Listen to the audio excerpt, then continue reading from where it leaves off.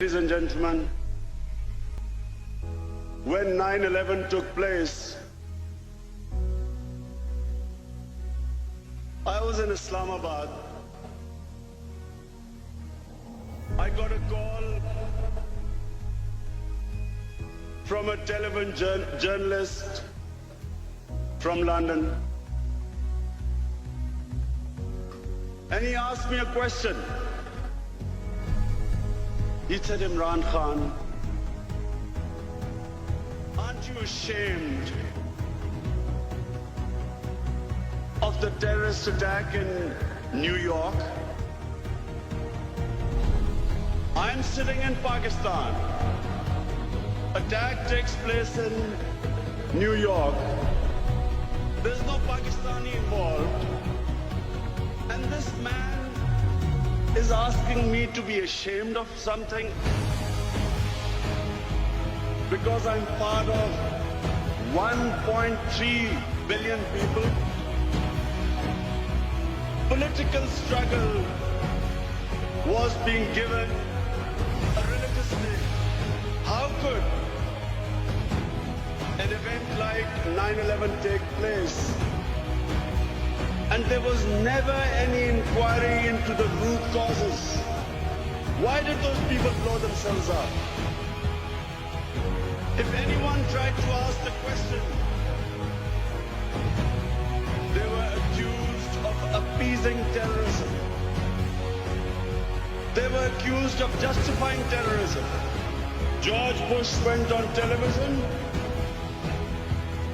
and told the world that this is radical Islam.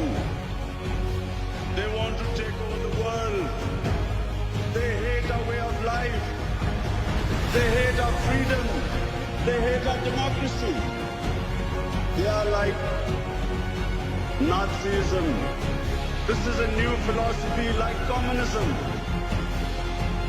The stakeholders who had an interest in the oil in Iraq, the neoconservatives, all of them then projected this mad philosophy of radical Islam. First, Afghanistan was attacked 3 weeks after the event. War was made the first option, not the last resort. Some 50,000 people were killed when not one Afghani was involved in 9/11. Soon Iraq followed. After lies and deception, saying that Saddam was connected with Al-Qaeda, putting the fear of God in their own population so that they would not question them. Other stakeholders jumped in. Ariel Sharon, suddenly he was fighting against Islamic terrorists. In Chechnya, Vladimir Putin was fighting against Islamic terrorists. In Kashmir, again there were Islamic terrorists who were fighting the Indian troops. To say that before 9/11, 70% of all suicide bombers were Tamil Tigers who were Hindus.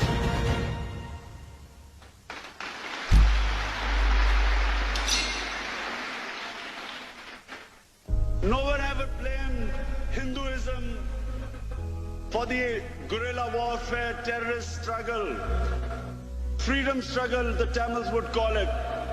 No one blamed Hinduism for it. When the Japanese kamikaze pilots in desperation were blowing themselves up in the planes, no one blamed Shintoism for suicide bombings. But suddenly, Islam was responsible for suicide bombings.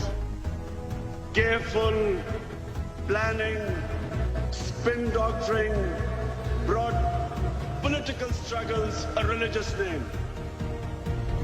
We had certain members of the Islamic clergy immediately jumping on the bandwagon. that terrorism is not allowed in Islam. We all know terrorism is not allowed in Islam. Every Muslim knows what the Prophet of Islam sallallahu alaihi wasallam said.